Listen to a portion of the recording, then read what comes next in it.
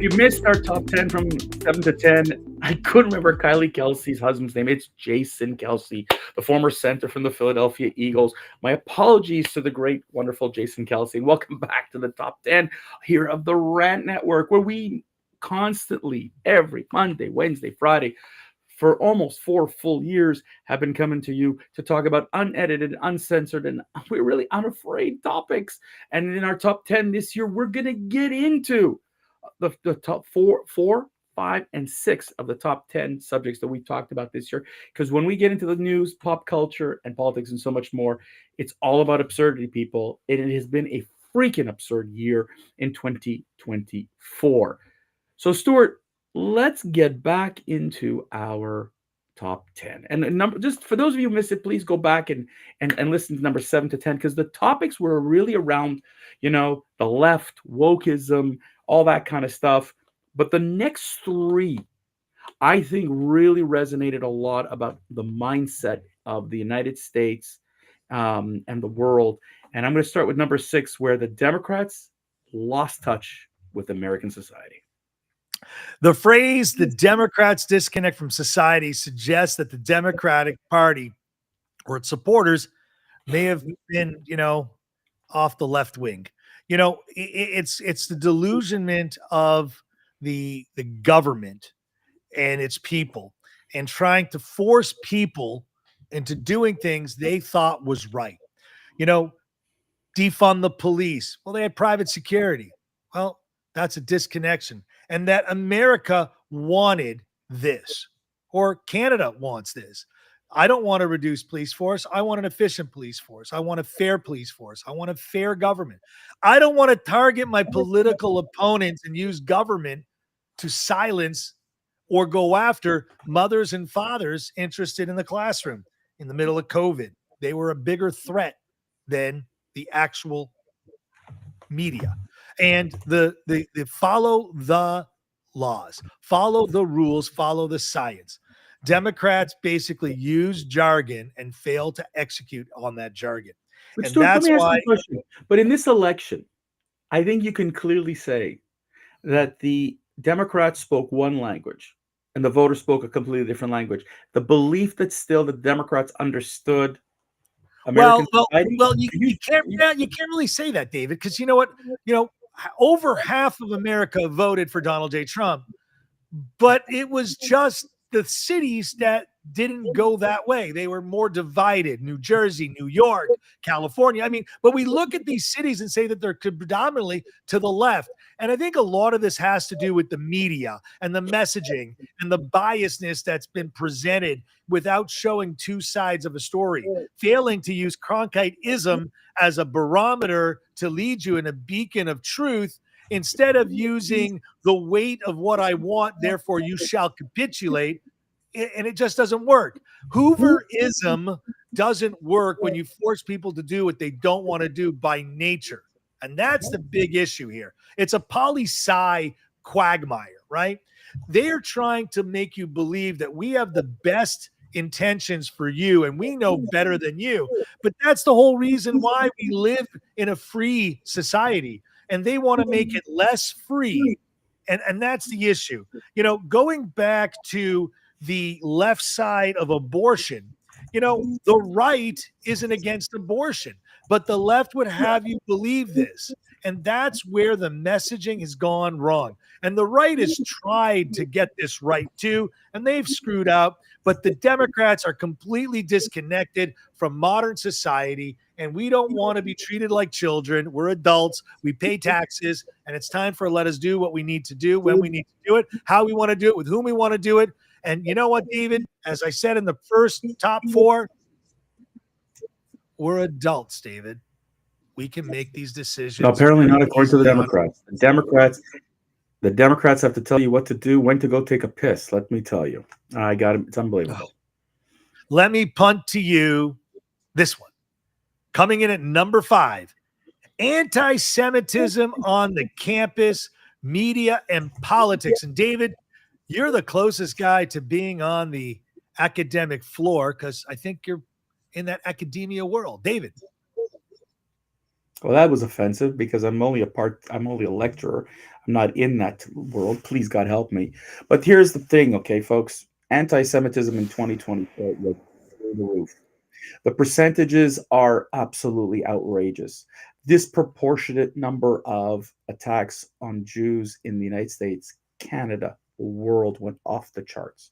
We saw what happened in Amsterdam. One of our most listened to podcasts was what happened in Amsterdam when Muslim organized Muslim taxi drivers got together to attack Israeli supporters.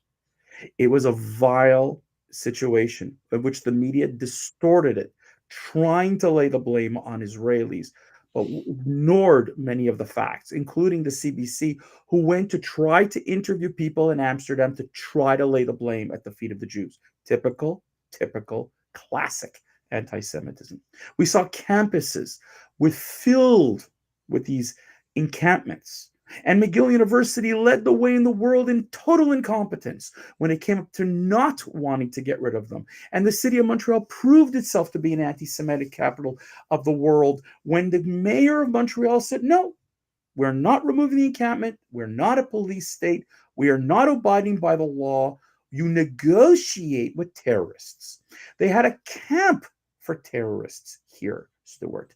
Okay? And politicians from Ilhan Omar to Rashida Tlaib, others who spewed anti Semitic hate in the government.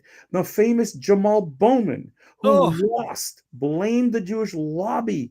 And to this day, and most recently in his last days in Congress, which, by the way, was hardly attended, ripped Jews as the cause for the problems.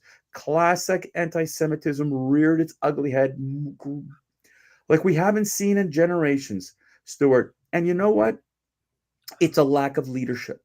It starts in the White House when Joe Biden ignored things. It was an insult to put Doug Emhoff as the so-called czar for anti-Semitism. Same thing in Canada when Justin Trudeau simply sides with terrorists and appoints Anthony Housefather and Deborah Lyons and says, go make me a piece of paper that won't do anything. I can wipe my ass with this document because it's not going to get you anywhere.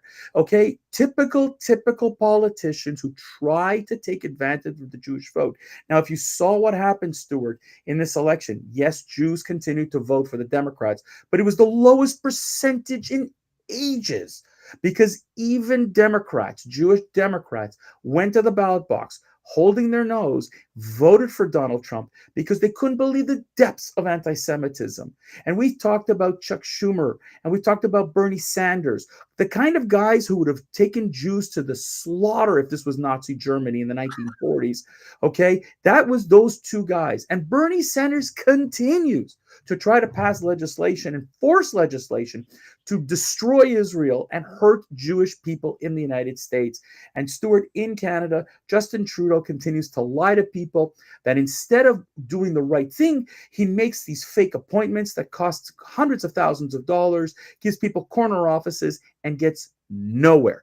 Politicians around the world do not have the intestinal fortitude like President Milei of Argentina, like President Trump now of the United States, like the prime minister, of Holland, who have now finally passed legislation to defund UNRWA, the first EU country to do so, as well as other countries. They do not have the intestinal fortitude because they're worried more about their political status than doing the right thing for their people.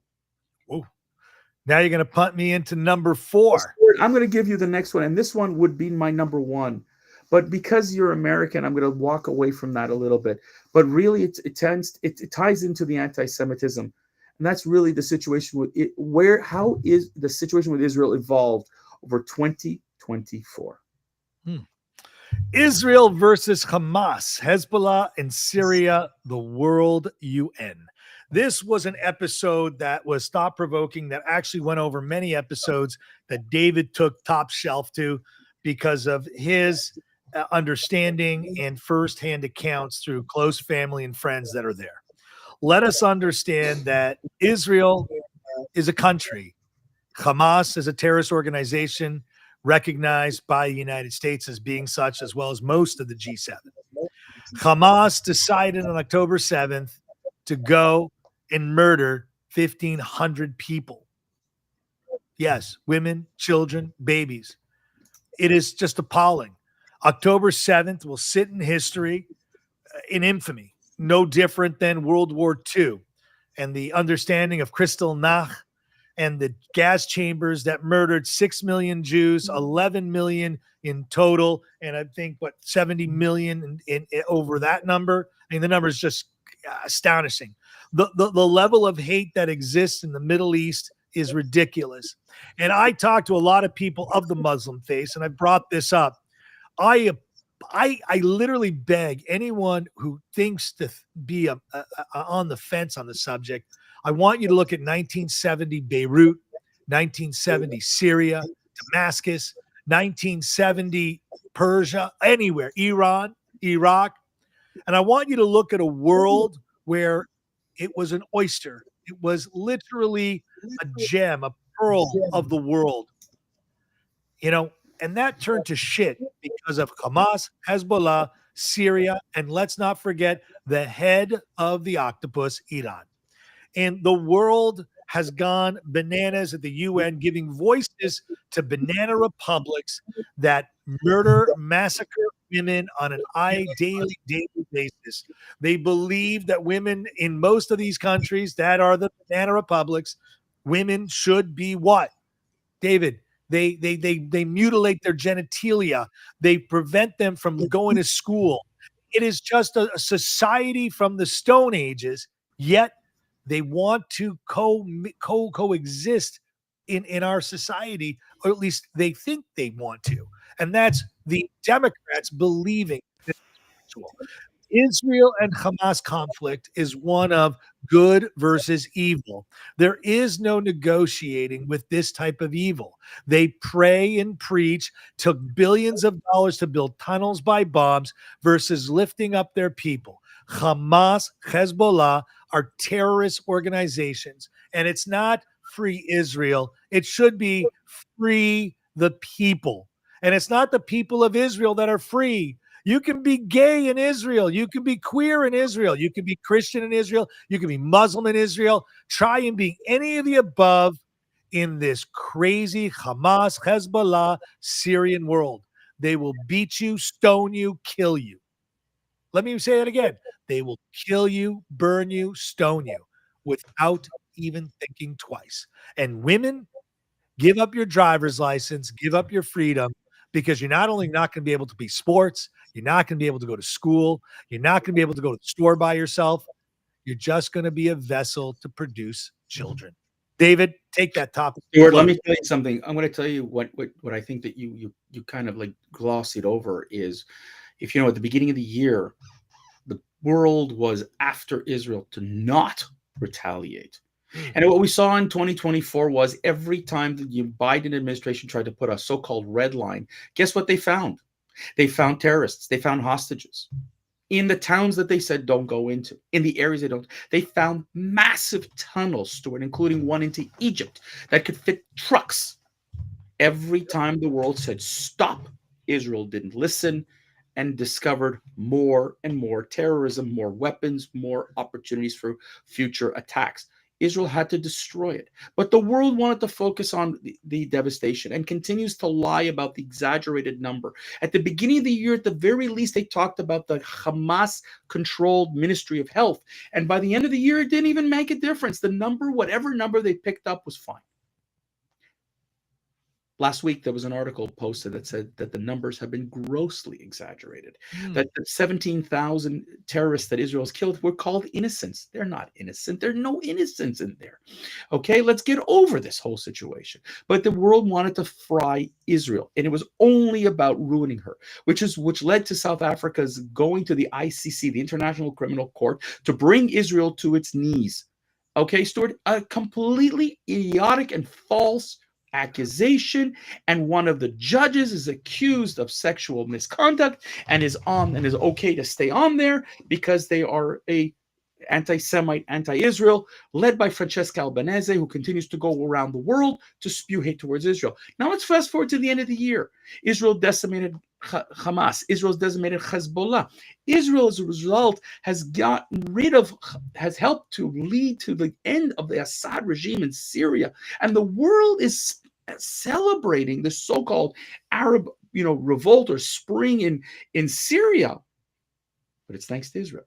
So instead of thanking Israel, they're commenting about how the fact that Israel wants to take over the entire Golan, that Israel wants to invade Syria. What they're not saying, again, is that the Druze who live in Syria themselves want to annex themselves to Israel and not be part of Syrian society. They do not want to talk about the Sunnis who are escaping and running away from the Shias who are running away from Syria because they're being attacked by this side. It's amazing. The focal point on Israel is how to put her in a bad light and not in the positive. This was 2024, how to distort the truth to make Israel look bad. Ladies and gentlemen, last word to you, Stuart, on topics 4, 5, and 6. I guess if you look at these three issues, they're also very much tied together. You cannot force a population to do what it doesn't want, and you can't call sheer terror, sheer evil good, even if it's in your political interest to do so. David, wrap it up for our second part. That'll be it. Once again, we are done with parts 4, 5, and 6, top 10. Hey, our next episode, the top 3. And if you haven't figured it out, you haven't been listening, or you've been under a rock. So thanks again for listening. And folks, we'll be back again on our next episode. Hey, listen, we are going to be out there in 2025, Monday, Wednesday, Friday, noon Eastern. Please listen in.